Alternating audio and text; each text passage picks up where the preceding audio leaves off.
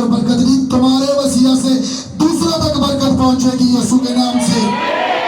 ऐसी तैयारी करवा रहा है, इसीलिए वो रूहुल कुदस दे रहा है, अपनी ताकत तुम पर दे रहा है, जिसे यीशु ने कहा कि इसी शहर में ठहरे रहना जब तक तुम्हें कुव्वत का नवाज ना मिले। इसी शहर में ठहरे रहना। और क्यों कहा उसने कि इसी शहर में ठहरे रहना जब तक तुम्हें आलम बाला से कुव्वत का नवाज ना मिले।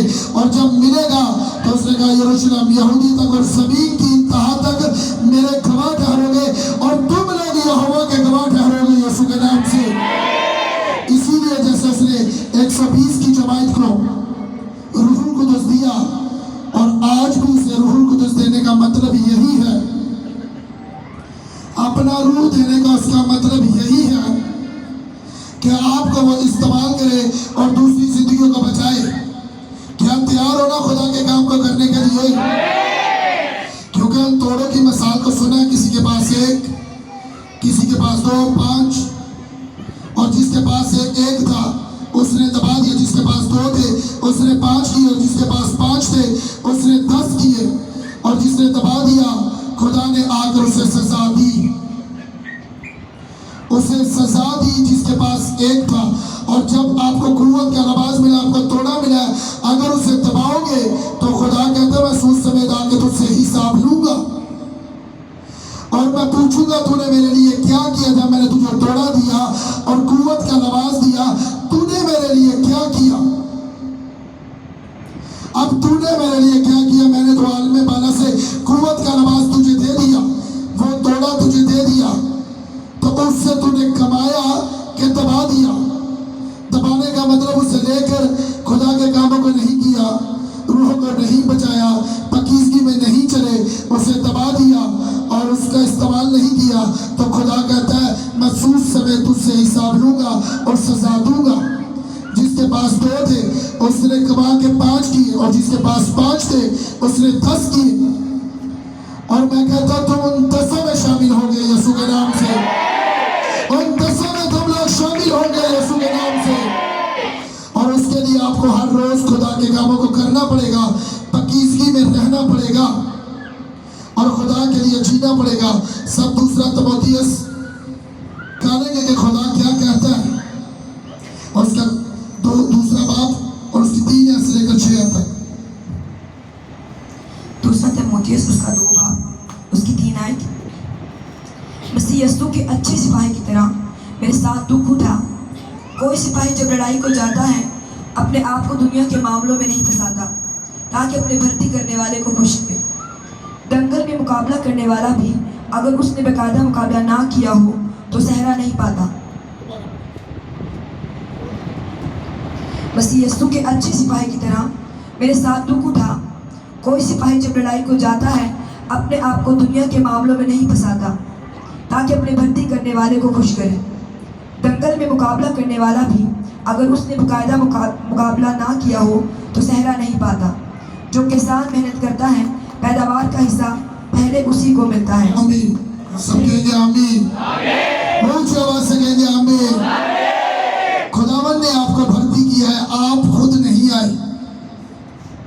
पौलुस कहता है खुदा का बंदा, रसूल कहता है कि जो भर्ती करता है, और जब हम भर्ती करते हैं तो वो अपने आप को दुनियादारी के मामलों में, दुनियादारी के कामों में अपने आप को नहीं फंसाता। जिसको खुदा ने भर्ती किया होता है, खुदा का बंदा पौलुस इस चीज़ को खोलता है कि वो अपने भर्ती करने वाले को, जो खुदावंद में भर्ती होते हैं, जो उसके लोग हैं जिनको वो अपनी आर्मी में भर्ती करते हैं, तो वो अपने आप को दुनियादारी के मामलों में नहीं फंसाता। क्योंकि जिसको भर्ती किया जाता है उसकी वही ड्यूटी होती है। मैं 5 साल आर्मी में काम करके आया हूँ, आर्मी के अदारे में मैं 5 साल काम करके आया हूँ, और जो आर्मी में काम करते हैं उनसे सिर्फ वो रिटर्न में हलफ लेते हैं कि इसके सिवा तुमने और कोई काम नहीं करना। ना किसी सियासत में, ना किसी कारोबार में, ना किसी लड़ाई झगड़े में, ना किसी चीज़ों में वो हल्फिया बयान लेते हैं। वो हल्फिया बयान लेते हैं, फिर एक स्कूटी या कोई भी पीछा करवाते हैं कि ये क्या करते हैं किन मामलों में लिए। पहले वो हल्फी बयान लेते हैं। मैंने 5 साल आर्मी के अदारे में काम किया है। वो हल्फी पहले बयान लेते हैं कि वो कहते हैं अगर यहाँ भर्ती हुए हो तो सिर्फ एक ही काम करना है। तुम वो लिखवाते हैं कि तुम 24 घंटे के मुलाजिम हो। 24 घंटे में हम किसी भी टाइम तुम्हें बुला सकते हैं तो तुम्हें आना पड़ेगा। और 24 घंटे का इसी वजह से वो कहते हैं कि जब तुम 24 घंटे के मुलाजिम हो तो तुम्हें फिर कोई काम दूसरा नहीं करना पड़ेगा। कोई कारोबार या कोई ऐसे कोई भी सियासत में या दुनियादारी में तुम्हें नहीं पढ़ना पड़ेगा, क्योंकि 24 घंटे में हम किसी टाइम भी तुम्हें बुला सकते हैं। क्योंकि कभी भी मुल्क के हालात या कुछ भी बदल सकते हैं, तो तुम 24 घंटे के मुलाजिम हो। और 24 घंटे में किसी भी टाइम। तो इसी वजह से ये आर्मी के असूल आपको पता है कहां से निकले? आर्मी के असूल बाइबल से निकले हैं। पूरी दुनिया में जो आर्मी के असूल जितने ये असूल हैं, ये सारे बाइबल में से निकले हैं। इसी वजह से पूरी दुनिया में जितने मुल्क सेफ हैं और उनकी आर्मी के जितने भी कानून हैं, वो सारे कानून बाइबल में से निकले हैं। इसी वजह से हर मुल्क की आर्मी इसी वजह से अपने मुल्क को सेफ कर पाती है, क्योंकि वो सारे कानून जो है वो बाइबल में से निकले हैं।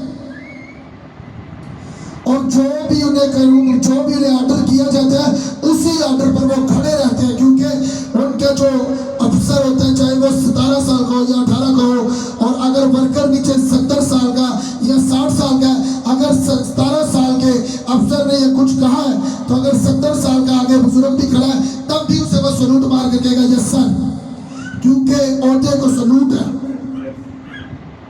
ओहदे को सलूट है। आर्मी इसी वजह से कामयाब है क्योंकि वो बाइबल में से वो सारे पैटर्न, उन्होंने सारे कानून बाइबल में से लिए हैं। वहाँ उम्र का हिसाब नहीं है, वहाँ ओहदे का, जिस ओहदे में आर्मी में असूल में वो खड़ा किया जाता है, उसका ओहदा चलता है, चाहे वो उम्र में छोटा है चाहे वो बड़ा है। मैंने ये चीज़ें 5 साल वहाँ रहते हुए देखी है। तो इसी वजह से खुदा का बंदा पलूस कहता है अपने भर्ती करने वालों को मैंने खुश करना, और मैंने अपने आप को दुनियादारी के मामलों में नहीं पढ़ने देना। जो दुनियादारी के मामलों में पढ़ता है वो अपने भर्ती करने वाले को खुश नहीं कर सकता। और भर्ती आर्मी में जब किया जाता है तो उसे क्या देते हैं आपको पता है? उसकी पहचान कहाँ से है? उसकी वर्दी से है। फौजी की पहचान उसकी वर्दी से है। रूहानी बंदे की पहचान रूहुल कुदस से है, अगर वो खुदा में भर्ती है तो।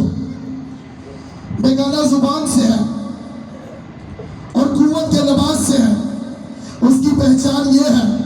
और वो अपने आप को दुनियादारी के मामलों में पढ़ने नहीं देगा। जैसे ही कोई बपतिस्मा लेता है तो उसकी आर्मी में वो शामिल हो जाता है। कितने लोगों ने बपतिस्मा लिया है? जितनों ने लिया है उसकी आर्मी में आप लोग शामिल हो। आमीन। जितने लोगों ने नहीं लिया वो सिविलियन है, और कभी भी कोई भी उस पर अटैक कर सकता है। ये बाइबल इस चीज के प्रूफ देती है। जितने लोगों ने बपतिस्मा नहीं लिया और उसकी शील्ड, उसके कवर में, उसके आग के नीचे कवर नहीं है, शैतान कभी भी उनके ऊपर अटैक कर सकता है। और शैतान को पता है कि इसके ऊपर कुव्वत का नमाज है और इसके ऊपर एक शील्ड है, अगर वर्दी है खुदा की, और मैं इसे छू नहीं सकता। शैतान तुम लोगों को कभी छू नहीं सकता यीशु के नाम से। आमीन। ऊंचा चाहिए मुझे आपका, क्योंकि शैतान को नजर आता है जैसे फिजिकली तौर पर इंसानों को नजर आता है दूर से। चाहे वो लाखों लोगों में भी आर्मी का अफसर या कोई भी खड़ा है, उसकी वर्दी से पता चलता है। क्यों पता चलता है? वो सबसे डिफरेंट होता है। हर कोई वो वर्दी नहीं पहन सकता, वो पहन सकता जो भर्ती हुआ। और तुम लाखों लोगों में पहचान लोगों में ये फौजी है। कहां से पहचानोगे? उसकी वर्दी से। और आपको किससे पहचाना जाएगा? ये बाइबल उठाओ जरा साहब। इससे पहचाना जाएगा, अगर अभी आपके हाथों में होगी तो इससे पहचाना जाएगा कि आप उसके फौजियों जोरदार तालियां बजाओ बाकी के लिए, जोर से बजाओ मेरे भाई। फौजी अपनी वर्दी से और रूहानी इस बाइबल से पहचाना जाएगा कि यह मसीह का फौजी है, यह मसीह का फौजी है। जो इसे उठाने से शर्माता है खुदा भी उससे शर्माएगा। शैतान उन लोगों से नहीं डरता, पैसे वाले लोगों से या ताकत वाले लोगों से शैतान नहीं डरता।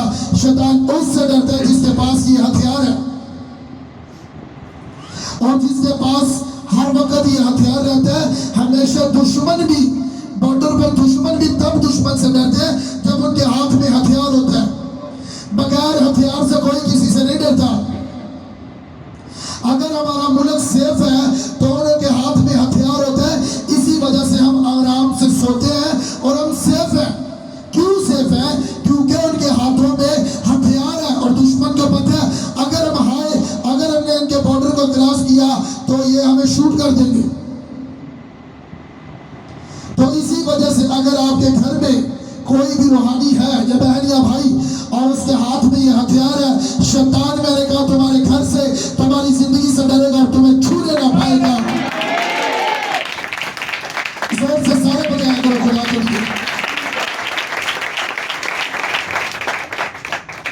हर किसी के पास अपने अपने कपड़े हैं। किसी बहन ने या किसी भाई ने, जैसे किसी भाई ने अपनी बहन के कभी कपड़े पहने हैं? कभी पहने अपनी बहन के कपड़े? आपने अपने भाइयों के कभी कपड़े पहने हैं? सबके पास अपने अपने। तो सबके पास अपनी अपनी बाइबल होनी चाहिए। अगर सबके पास अपने अपने कपड़े हैं, अपना अपना फोन है, सब कुछ अपना अपना है, तो सबके पास अपनी अपनी बाइबल क्यों नहीं? और लोग दूर से जब आप आते हो तो आपके हाथ में हथियार हो, शैतान को भी पता चलेगा और लोगों को भी पता चलेगा कि यह मसीह की बंदी और बंदा है यीशु मसीह के नाम से। इसी वजह से तुम्हारी पहचान होनी चाहिए, शर्माना नहीं इस कलाम से। आज तुम भर्ती हो चुके हो, तुम भर्ती हो चुके हो, कोई बात नहीं। जिसे नहीं पढ़ना था पढ़ना आ जाएगा। बाइबल को उठा कर लेकर आया करो। मंगल वाले दिन सबके हाथों में मुझे बाइबल नजर आनी चाहिए। आमीन। जिसके पास नहीं वो खरीदे। अगर किसी के पास सबसे बड़ा खजाना हथियार ही नहीं तो वो किस काम का है? इसी के बीच में से होकर खुदा आपसे बात करेगा। अगर किसी के पास मोबाइल ही नहीं है तो कोई दुनिया मुल्क में बाहर बैठा है या कोई शहर से बाहर है या कैसे बाहर है, अगर उसको कॉल करनी है तो आपके पास मोबाइल नहीं तो आप उससे कैसे बात कर पाओगे? हर रोज कोई मोबाइल भी किसी को नहीं देता, हर रोज कोई किसी को नहीं देता। एक बार दे देगा, 2 बार दे देगा, लेकिन हर रोज अगर किसी सही मुसीबत में फंसे हो या किसी से मिलना या किसी से बात करनी है तो किसे ढूंढते फिरोगे कि मुझे एक कॉल करवा? कोई फोन नहीं देगा, तो उससे आपसे बात नहीं हो पाएगी। तो इसी वजह से जब तुझे खुदा की जरूरत पड़ेगी तो तेरे पास बाइबल ही नहीं है तो तू कैसे खुदा से बात कर पाएगी और कैसे कर पाएगा? तेरे पास राब्ता ही नहीं है खुदा से बात करने का तो तेरा क्या कनेक्शन है खुदा के साथ? कनेक्शन बनाने के लिए तुझे बाइबल की बहुत जरूरत है। जैसे दुनियावी तौर पे किसी से बात करने के लिए हमें मोबाइल की जरूरत पड़ती है, खुदा से बात करने के लिए हमें खुदा के कलाम की जरूरत पड़ेगी। आमीन। आमीन। सबको समझ आ रही है? हर वक्त जब एवेंजलिज्म करने के लिए जाते हो, हर वक्त हाथ में बाइबल होनी चाहिए। मैंने कहा बोलने की भी जरूरत नहीं पड़ेगी, दूसरी बहन या भाई समझेगा कि यह किस मकसद के लिए मेरे पास आ रहा है। अगर किसी के पास हाथ में बाइबल होगी तो एवेंजलिज्म अपने इलाके में करने के लिए जा रहे हो तो बाइबल सिर्फ उठाकर जा रहे हो, गलियों में जा रहे हो, इलाके में, पार्कों में, किसी भी हिस्से में सिर्फ बाइबल उठाकर जा रहे हो। मैंने कहा तुझे बोलने की जरूरत नहीं पड़ेगी, दूसरी बहन या भाई समझेगा कि यह किस मकसद के लिए मेरे पास आ रहा है। वो समझ जाएगी और समझ जाएगा कि यह किस मकसद के लिए मेरे पास आ रहा है। पहले ही रूह कुदस उसके दिल में डाल देगा, वो तेरी बात को सुनेगा यीशु मसीह के नाम से।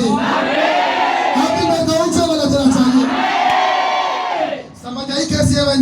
करनी है और कैसे खुदा के साथ राब्ता लगाना है और किन चीजों से तुम भर्ती हुए हो और अपने भर्ती करने वालों को क्या करना है, हमने क्या करना है, अपने भर्ती करने वाले को खुश करना है। और जो हमें भर्ती करता है और जो अपने आप को भर्ती करवाता है, जो उस चीज में भर्ती होता है, तो वो दुनियादारी के मामलों में नहीं पड़ता। और सबको पता, कोई यहाँ बच्चा तो बैठा नहीं, आज तो 6 साल के बच्चों को भी पता है कि दुनियादारी के मामला है क्या। वो अपने आप को दुनियादारी के मामलों में नहीं फंसाता, क्योंकि उसे पता है मैं भर्ती हुआ हूं, मैंने नौकरी छोड़ भी दी तब भी वो मेरा पीछा करते थे। 6 महीने हो चुके मुझे नौकरी छोड़े, तब भी वो लेटर भेजते रहते हैं, वो मेरा पीछा करते रहते हैं, वो मुझसे पूछते रहते हैं कि क्या इसी मुल्क में हो, क्या ये मुल्क छोड़कर तो नहीं चला गया, तब भी वो मेरा पीछा कर रहे हैं, तब भी वो चेक करते रहते हो इसी मुल्क में है और क्या कर रहे हैं, वो तब भी चेक करते हैं।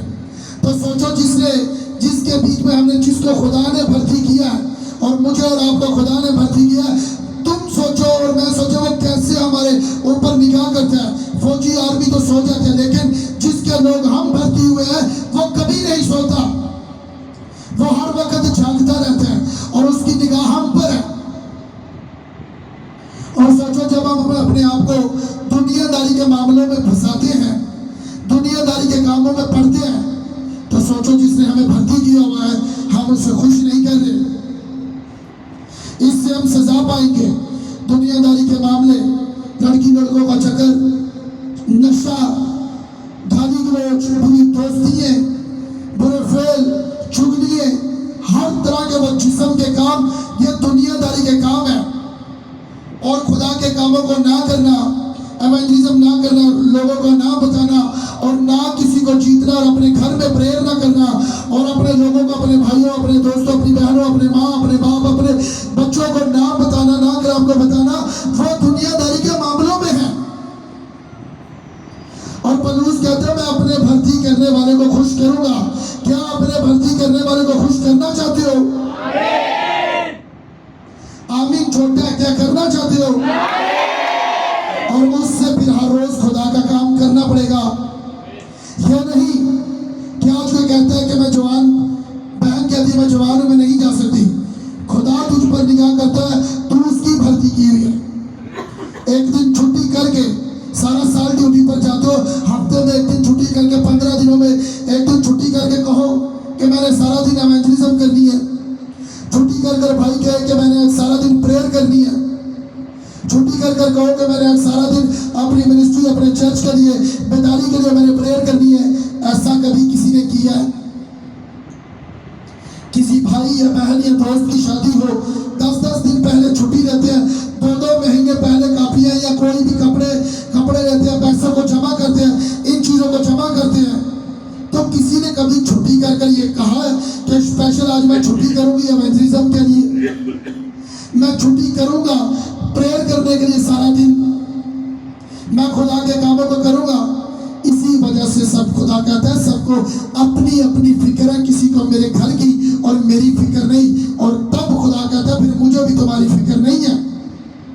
इसी वजह से कर्जों में, दुखों में, बीमारियों में, लाचारियों में, तंगी में, हर तरह की फेलियर में लोग रहते हैं। क्यों? क्योंकि खुदा कहता है मेरी फिक्र नहीं और मुझे भी इसकी फिक्र नहीं है। और अगर आज से खुदा की फिक्र करना शुरू करोगे तो खुदा तुम्हारी फिक्र करेगा। और खुदा की फिक्र क्या करना है? जो लोग नशों में हैं। और मुझे और आपको खुदा ने जिम्मेदारी दी है। और जिम्मेदारी क्या दी है? खुदा कहता है तेरे इलाके में कोई भी खुशखबरी सुने बगैर मर गया। गौर से इस बात को सुनना। उसने कहा तेरे इलाके में खुशखबरी सुने बगैर कोई मर गया तो उसकी पूछताछ मैं तुझसे करूंगा, क्योंकि मैंने तुझे भर्ती किया है, तू क्यों नहीं गया? और जिसे भर्ती किया जाता है वो उसी की बात को सुनता है, वो उसी की बात को सुनता है। और अगर आपने बपतिस्मा बपतिस्मा लेकर भर्ती हुए हो तो आज से आपने खुदा की आवाज को सुना है। आमीन आमीन।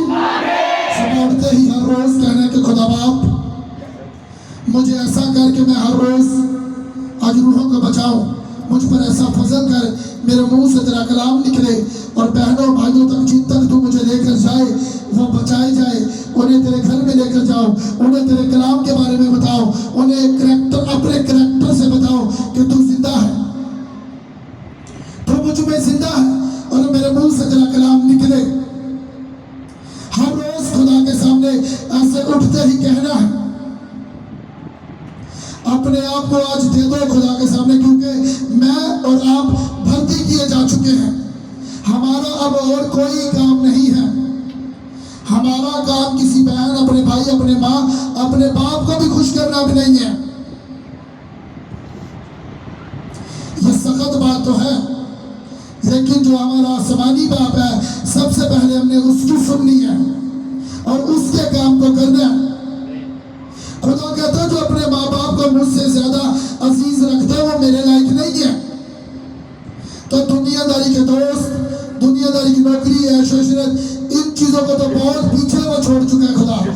खुदा ने कहा दुनिया में सबसे अजीज, सबसे नजदीक माँ बाप, बीवी, बच्चे होते हैं। खुदा ने कहा उनसे ज्यादा, अगर मुझसे ज्यादा उनको अजीज रखा तो खुदा कहता तू मेरे लायक नहीं है। तो सोचो दुनियादारी के दोस्त, ये ऐशो इशरत, ये सारे चक्कर, ये तो बहुत दूर की बात है। तो अगर इन चीजों में खुदा के नाम को ऊंचा करोगे और अपने जो भक्ति किए करने वाले को खुश करोगे तो मैंने कहा तंगी तुम्हारा हिस्सा नहीं है यीशु के नाम से, बरकतें तुम्हारा हिस्सा है यीशु के नाम से। अस्तशना 28 की बरकतें तुम्हारी हैं। ऊंचा आमीन बोलो, वो तुम्हारी है। आज से वादा करके जाना है, मैंने तेरे कामों को करना है, मैंने तेरे हुक्मों पर चलना है, मैंने रूहों को बचाना है, मैंने पकीजगी में अपनी आंखों पर कब्जा करना है, अपने हाथों पर, अपने दिल पर, अपने मोबाइल पर कब्जा करना है। मैंने कुछ गंदा देखना नहीं, बोलना नहीं और कुछ भी मोबाइल पर ऐसा नहीं करना। दुनियादारी के मामलों में मेरे भाइयों, मेरी बहनों नहीं पड़ना। अगर खुदा से बरकत लेना चाहती हो तो खुदावंद भी शर्तें रखता है। अगर इन चीजों को करोगे और हर रोज अपनी प्रेयर को बढ़ाओगे, तुम नहीं जानते कि खुदा तुम्हारे साथ क्या करने वाला है। तुम खाली तुम्हारे साथ नहीं, तुम्हारी नस्लों के साथ खुदा ऊंचा कर देगा तुम्हें। आमीन के साथ इकट्ठे एक बार बोलो आमीन। सबको समझ आ रही है कलाम की? और वादा करना है, माही सुनने वाले नहीं। खुदा कहता है भाई सुनने वाले नहीं, इस पर अमल करने वाले बनो। इस पर अमल करने वाले बनोगे तब खुदा के वादे, तब खुदा का कलाम पूरा होगा। ये कलाम बहुत जरूरी था इन जवानों को देना जिन्होंने बपतिस्मा लिया, वो अपने भर्ती करने वाले को हमने खुश करना है, क्योंकि हम भर्ती किए जा चुके हैं। हमारा और कोई काम नहीं। हाँ, हमारी जिम्मेदारी है अपने माँ बाप को खुश करना, अपने माँ बाप की इज्जत करना, अपने बहन भाइयों की सपोर्ट करना, पकीजगी में रहना और सबसे बढ़कर अपने माँ बाप के लिए भी और खुदा के कामों के लिए इस्तेमाल होना। आमीन। और हमारा कोई काम नहीं है। आज से हमारे पास टाइम नहीं है दुनियादारी के दोस्तों के पास बैठने के लिए, जो नशा करते हैं, जो गंदगी बोलते हैं, जो गंदा सुनते हैं, ऐसा करते हैं। खुदा कहता है अगर तुझ में अच्छी आदतें हैं तो तू बुरी सोबत वाले के पास बैठेगा तो तुझ में अच्छी आदतें जाती रहेंगी। वो तो सजा पा रहा है तो तेरी दुगनी सजा है। वो गुनहगार, वो नशे वाला करने वाला बंदा बपतिस्मा लेके छुड़ा लिया जाएगा। तो लेकिन खुदा कहता है जिसको मैंने भर्ती किया है वो भी उसी के जैसे में रंग है। तो खुदा कहता है तेरी सजा दुगनी है। खुदा कहता है तेरी सजा फिर दुगनी है। तो बताना जरूर है सबको, लेकिन उन जैसे काम नहीं करने। अपने भर्ती करने वालों को क्या करना है? क्या करना है? अपने भर्ती करने वाले को आज से हमने खुश करना है और उसी का काम करते रहना और करते रहेंगे यीशु मसीह के नाम से। कोई शैतान की ताकत और कोई बीमारी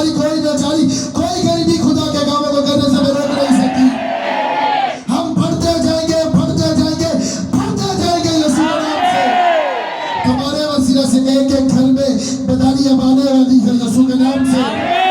25 कदम होने से पहले हर घर में बेदारी तुम लोगों के वसीला से आएगी। तैयार हो खुदा के कामों को करने के लिए? आमीन। मेरे को ऊंचा वाला चाहिए तुम्हारा। तो तैयार हो तो खुदा तुम्हें मसा और कुव्वत और पावर दे के भेजेगा और लोग बदलेंगे और खुदा का नाम ऊंचा होगा। हर घर में, हर गली में यहोवा के नाम के झंडे गाड़ लिए जाएंगे तुम्हारे वसीले से। अपने आप को पेश जब तुमने किया है, तुम भर्ती किए जा चुके हो, तो आज से अपने भर्ती करने वालों को खुश करना है हमने। कोई गुनाह, कोई छोटे से छोटा झूठ नहीं बोलना, कुछ नहीं करना, क्योंकि हम भर्ती किए जा चुके हैं। और जो भर्ती किया जा चुका है वो अपने भर्ती करने वाले को खुश करता है, वो दुनियादारी के मामलों में नहीं पड़ता। आज से हमने दुनियादारी के मामलों में नहीं पड़ना। प्रेयर को कभी नहीं छोड़ना। प्रेयर को छोड़ के किसी अजीज या दोस्त या किसी शादी या किसी चीज़ों को अजीज नहीं रखना, बल्कि पहला अव्वल दर्जा खुदा को देना है। आमीन। कोई नाराज होता है उसे होने दो, कोई छोड़कर जाता है उसे जाने दो। वो वापस आ जाएगा, वो नहीं आएगा, और भी लोग वापस आएंगे अगर तुम अड़े और खड़े हो खुदा के साथ। तो आज कोई नाराज होता है उसे होने दो, तुम्हारे वसीला से वो भी बचेगा और दूसरे लोग भी बचेंगे अगर तुम अड़े और खड़े हो खुदावन में। तो एक दिन वो कहेगा कि मेरे भाई, मेरी बहन तू ठीक कहती थी और अच्छा किया तो मेरे कहने पर नहीं आई और नहीं आया। आज मैं तेरी वजह से, तेरे खुदा के साथ चलने से, तेरे अड़े और खड़े रहने से मैंने तुझे चेक कर दिया, तेरी बरकतों को देख लिया। खुदा के साथ चलने से ही बरकतें मिलती है। तुम्हारी बरकतों को देखकर लोग कहने वाले हैं अब तुम्हारी बरकतें नजर आने वाली है भाइयों। वो नजर आएंगी। रिजल्ट मुंह से नहीं बताने पड़ते, रिजल्ट दिखते हैं और आज से रिजल्ट दिखेंगे तुम्हारे यीशु के नाम से। और आज से आपके घर में कोई नशा करता है या कोई बीमारी है या कुछ है, आज से रोने वाली प्रेयर नहीं चलेगी। किसी को कैंसर है तो पैनाडोल से उसका कैंसर ठीक हो सकता है? क्यों नहीं ठीक हो सकता? क्योंकि वो सिर्फ बुखार के लिए गोली है। कैंसर के लिए एक अलग से मेडिसिन बनी होती है। तो इसी वजह से अगर आपके घर में कोई भी केस है, कोई नशे वाला है, कोई बुराइयों में है, कोई कुछ में है, कोई किसी भी हिस्से में है, अगर आपकी प्रेयर कम है तो उसे छुड़ा नहीं सकती। जितना केस होगा उतनी प्रेयर चाहिए। अगर चाहते हो घर में बेदारी आए तो घंटों घंटे अपने घर में और चर्च में अपनी प्रेयर को बढ़ा लो। आमीन। रोने से कोई फायदा नहीं, चिल्लाने से कोई नहीं। अगर तेरी घंटों घंटे प्रेयर बढ़ गई है, शैतान घुटनों के बाद आएगा यीशु मसीह के नाम से। अपने भर्ती करने वाले को खुश करो और रूहों को बचाओ। जोर से बजाओ खुदा के लिए। घर में जितना केस है उतनी तेरी प्रेयर होनी चाहिए, उतनी डिक्लेरेशन होनी चाहिए। फिर देख 25 खत्म होने से पहले वो खुदा की हजूरी में खड़ा होगा और यहोवा की वर्शिप करता होगा तेरे वसीला से। आमीन।